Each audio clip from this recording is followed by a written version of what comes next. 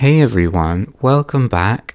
We're going to be building a modern home in The Sims 1, and I wanted to try this because it's not the kind of style I would usually build, and also I feel like The Sims 1 doesn't have tons of furniture and decorative items and things like that necessarily work for a modern build, I suppose. I think maybe the idea of a modern home being a desirable aesthetic or trendy house that people might actually want to live in is maybe a more recent thing than the early 2000s. I don't know, there's always been what has been modern at a given time, so I don't know what was considered modern in terms of architecture in the early 2000s, but maybe it wasn't what we consider now to be a modern home. I feel like as a building style, it's maybe a little bit polarizing. Some people really like the idea of a modern home, and some people, they just really don't like it. It's just not at all appealing to them. If there's one feature in the Sims 1 build mode that I basically never use, it's the flat roofs. I don't know what it is about them. I just think they look kind of funny. I don't know, maybe it's not that they look funny. I think it's the fact that, as far as I remember, the Sims 1 base game did not have flat roofs. So the game was maybe not originally designed for that in the year 2000. I think it was with the Hot Date expansion they added it. And rather than it being just one way for you to place tiles as you want on the top of a building, it's just basically a pitched roof that's then been flattened.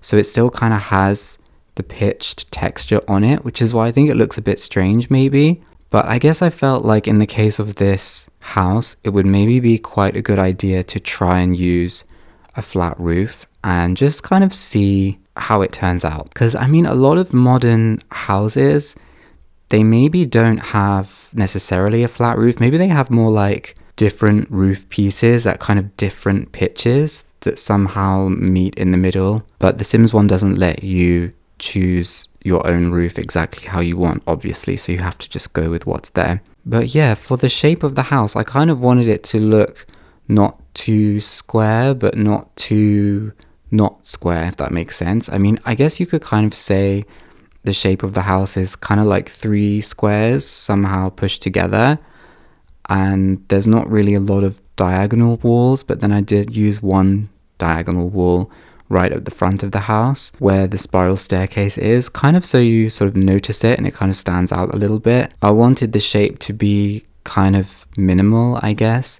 and not too complicated with lots of bits of floor plan kind of all over the place. But at the same time, I wanted it to not just be a square. I definitely wanted to have a lot of big plate glass windows. There's the kind of single tile ones that you can group together in groups of 2 or 3, and then also those kind of bigger shopping windows that you see in Studio Town that I think work quite nicely in a house like this. And there's some shopping windows that are like 3 tiles wide. I didn't use so many of them because I think it would make it very easy for the neighbors to look inside your house, and it's a little bit creepy. I also feel like those shopping windows are designed more for the downtown shops. Like the Landgrab Mall has a lot of those windows, so you can like see what the shop has to offer from the outside, from the street. But I didn't really want that for this house. I wanted there to be this feeling of like the windows are pretty open and pretty big, so the house feels kind of spacious and there's a lot of light. But I wanted the house to also feel kind of private. So I decided I wanted to have this industrial privacy fence kind of going around most of the lot. I don't always use a fence for kind of outlining the lot. I would usually maybe use like a hedge or maybe just nothing at all. But I felt like in the case of this house, it kind of suited the overall look and also the idea of the inhabitants wanting to maybe have a little bit of privacy. I even put some of the plastic shutter blinds on some of the windows, which is kind of weird because I feel like I never used that object, but I think it looked quite nice in this particular style of house. And also when the windows are very big and tall and there's a lot of light coming in, it feels like it would be kind of necessary. Otherwise, you don't have any control over how much light there is in your house. I wanted the floor plan to be very open, but also to have kind of separated out private areas. So the downstairs has this quite large entrance area with a spiral staircase that leads up to the second floor. And there's not a lot in this entrance area.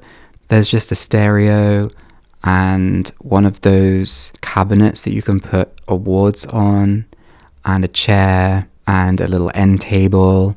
It's not until you get to the living room where there's kind of a bit more furniture, and the living room is like not technically a separate room from the entrance area. It's just got a couple of wall pieces separating it off from the living area, and also the kitchen and dining room, which are next to it.